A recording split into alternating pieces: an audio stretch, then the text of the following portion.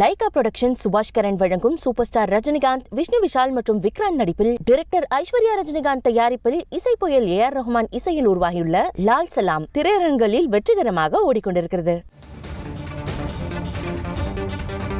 அண்மை செய்தியை பார்க்கிறோம். மக்களவை தேர்தலுக்காக வார் ரூமை அமைத்திருக்கிறது திமுக.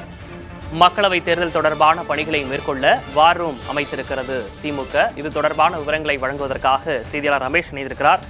ரமேஷ், இந்த வார் ரூம்ல என்னென்ன பணிகள்லாம் நடக்கும்? இது தொகுதி வாரியா அமைச்சிருக்காங்களா இல்ல மாவட்டம் தோறும் அமைச்சிருக்காங்களா? என்ன விவரம்? சென்னை அண்ணா அறிவாலயத்திலிருந்து செயல்படக்கூடிய வகையில் இந்த வார் ரூம் அமைக்கப்பட்டிருக்கிறது. இதனோட பூத் கட்டை அமைக்கிறது, இப்ப பாத்தீங்கன்னா பரப்புரை, தொகுதி பார்வையாளர்களை ஒருங்கிணைக்கக்கூடிய பகுதியில அன்பகம் தலைமையில இந்த குழு அமைச்சிருக்காங்க.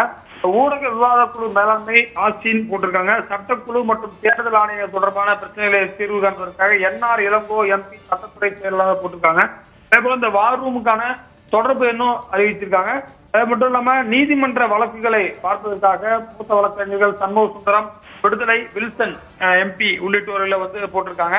அதே போல தலைமை கழக ஒருங்கிணைப்பாளராக துறைமுகம் காஜாவும், பூச்சி முருகன் ஹவுசிங் போர்டு சேர்மனா இருக்காரு, அவரும் போட்டிருக்காங்க. அதே போல பாத்தீங்கன்னா தேர்தல் ஆணையம் கோரிக்கைகள், சட்டப்பூர்வ அனுமதிகள் தொடர்பாக சரவணன் அண்ணாதுரை மற்றும் பச்சையப்பன் அவர் போட்டிருக்காங்க. ஊடக விவாதங்கள் வரக்கூடிய சரவணன் அண்ணாதுரை போட்டிருக்காங்க. அதே போல பாத்தீங்கன்னா காவல்துறை சார்ந்த புகார்கள், பாதுகாப்பு தொடர்பாக அஸ்வின் பிரசன்னா மற்றும் வழக்கறிஞர் அர்ஜுன் போட்டிருக்காங்க. மண்டல ஒருங்கிணைப்பாளராக பரந்தாமன் எம்எல்ஏவும், அதே போல முன்னாள் MLA KS Ravichandran, Karur Maniraj, Erode Radhakrishnan, K Chandru, Surya, Vetri Kondan ஆகிய வழக்கறிஞர்கள் நியமனம் செய்யப்பட்டு வார் ரூம் அமைக்கப்பட்டிருக்கிறது. இந்த வார் ரூம் சென்னை அண்ணா அறிவாலயத்தில் செயல்படும். இதனுடைய ஒருங்கிணைப்பு குழு தலைவராக அன்பகம் கலை நியமிக்கப்பட்டிருக்கிறார். ரமேஷ், இப்போ சென்னையில இது அமைக்கப்பட்டிருப்பா சொன்னீங்க. இது மக்களவை தொகுதி அந்த 40 தொகுதிகளிலுமே இது இருக்குமா, இல்ல சென்னையில மட்டும்தான் இது செயல்படுமா?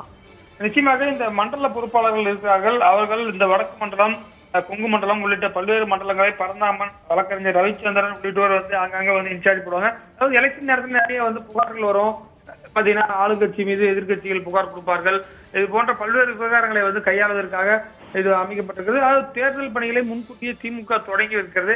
அந்த அடிப்படையில் பல்வேறு விஷயங்கள் செய்யப்பட்டிருக்கூடிய இந்த வார் ரூம் அமைச்சிருக்காங்க. இந்த வார் ரூம் என்பது காலை முதல் இரவு 24 ஹவர்ஸும் செயல்படும் என்றும் சொல்லப்படுகிறது. ஏற்கனவே சட்டமன்ற எலெக்ஷனுக்கு இதே மாதிரி தான் அண்ணா அறிவாலயத்தில் செயல்பட்டுச்சு. ஏன்னா பல்வேறு இடத்துல கட்சி நிர்வாகிகள் போற இடத்துல ஏதோ பிரச்சனை வரும், அங்க எலெக்ஷன் கமிஷன் பர்மிஷன் தர மாட்டாங்க. அப்படின்னும் போது டைரக்டா இவங்க என்ன பண்ணுவாங்க, டைரக்ட் சென்னை செக்ரட்டரியேட்ல இருக்கக்கூடிய அந்த சிஓ ஆபீஸ் போயிட்டு பெட்டிஷன் கொடுப்பாங்க, சில பிரச்சனைகளை சால்வ் பண்ணுவாங்க. அதற்காக தான் இது போன்ற வார் ரூம்கள் உதவி செய்யக்கூடிய வகையில் இருக்கும். அது மட்டும் இல்லாம அங்க எல்லா டிவியும் வச்சு பார்ப்பாங்க, என்ன நடக்குது, ஏதாவது பிரச்சனைகள் வந்தா முன்கூட்டியே தெரிஞ்சு கொண்டு அதற்கேற்றாற்போல் செயல்படுறது, பிரச்சாரம் ஒருங்கிணைக்கிறது. இந்த ஒவ்வொரு எம்எல்ஏ கான்ஸ்டிட்யூன்சிக்கும் ஒரு பொறுப்பாளரை போட்டிருக்காங்க. அவங்க எங்க இருக்காங்க, எப்படி ஒருங்கிணைக்கணும், இது மாதிரி போன்ற பணிகளுக்காக தான் இது அமைக்கப்பட்டிருக்கிறது.